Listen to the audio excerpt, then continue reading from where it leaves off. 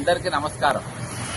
మొన్న జరిగిన 2 నెలల కింద జరిగిన వరంగల్, నల్గొండ, ఖమ్మం ఎమ్మెల్సీ గ్రాడ్యుయేట్ మధ్యంతర ఎన్నికల్లో మరి ఎలక్షన్ కమిషన్ ఏకపక్షంగా ఏదైతే 50% ప్లస్ 1 ఓటు రావాలనో ఆ ఓటు రాకుండానే కాంగ్రెస్ పార్టీ అభ్యర్థి తీర్మాన్ మల్లయ్యను గెలిచినట్టుగా ప్రకటించారు.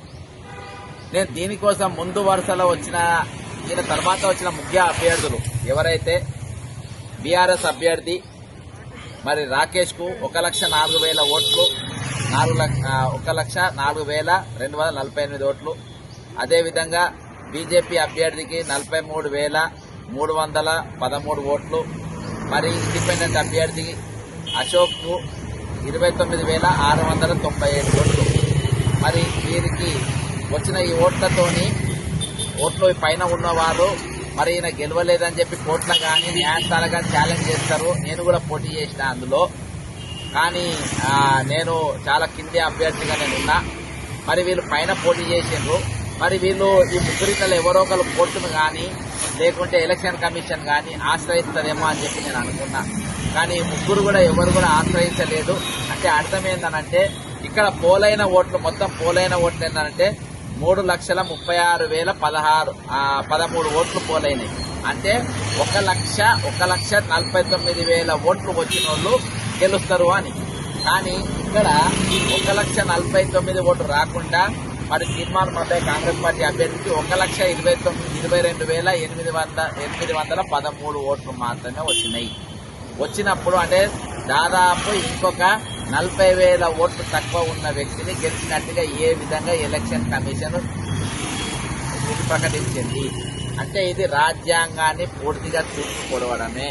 ఈ రోజు ఈ నలుగురు అభ్యర్థులు అంటే కాంగ్రెస్ అభ్యర్థి, టీఆర్ఎస్ అభ్యర్థి, బీజేపీ అభ్యర్థి, ఇండిపెండెంట్ అభ్యర్థి ఈ నలుగురు కూడా నేను ఎమ్మెల్సీ అభ్యర్థిగా లోపలికి పోవద్దనే ఉద్దేశంతో కుట్ర చేసి వీళ్ళందరూ కూడా గెలవని అభ్యర్థి గెలిచినట్టు ప్రకటించిన వీళ్ళు ముగ్గురు కూడా మౌనంగా ఉన్నారు. తీర్మాన్ మల్లయ్యను గెలిపించడానికి ఈ రోజు నేను నా సొంతలు కౌన్సిల్లో పోతే నిరుద్యోగుల సమస్యలే గాని లేకుంటే ఉద్యోగుల సమస్యలే గాని అనేకమైన ప్రభుత్వానికి విడదీసే అవకాశాలు ఉన్నాయి. ఆల్రెడీ అనేకమైన కేసులు వేసిండు.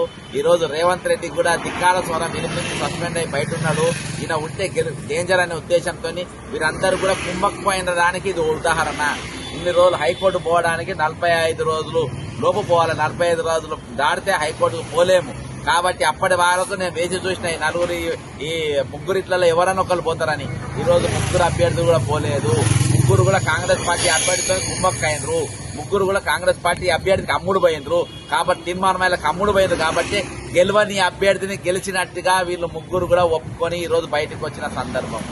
ఈ రోజు రాజ్యాంగాన్ని అవమానపరిచిండ్రు, రాజ్యాంగానికి తూట్లు పొడిచిండ్రు, రాజ్యాంగాన్ని వ్యతిరేకంగా ఈ రోజు ఎలక్షన్ కమిషన్ నిర్వాచన్ భవన్ లో ఉన్నటువంటి వాళ్ళు గాని వీళ్ళు గాని ఈ రోజు పనిచేసిండ్రు.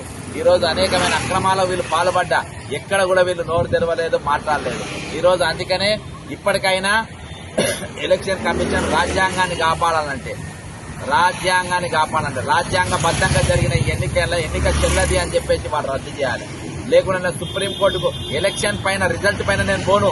రాజ్యాంగాన్ని కాపాడంలో విఫలమైపోయింది ఎలక్షన్ కమిషన్ అనే దానిపైన నేను ఎన్నికలను సుప్రీంకోర్టు ఖచ్చితంగా నేను అభ్యర్థిస్తా, దాన్ని ఆశ్రయిస్తా.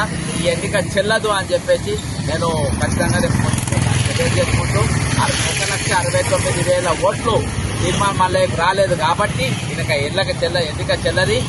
ఈ ఎన్నికను ఖచ్చితంగా ఎన్నికల ప్రక్రియనే రద్దు చేయాలని చెప్పి కోరుకుంటూ సెలవు తీసుకుంటున్నా. జై తెలంగాణ, అమరవీరులకు జోహార్.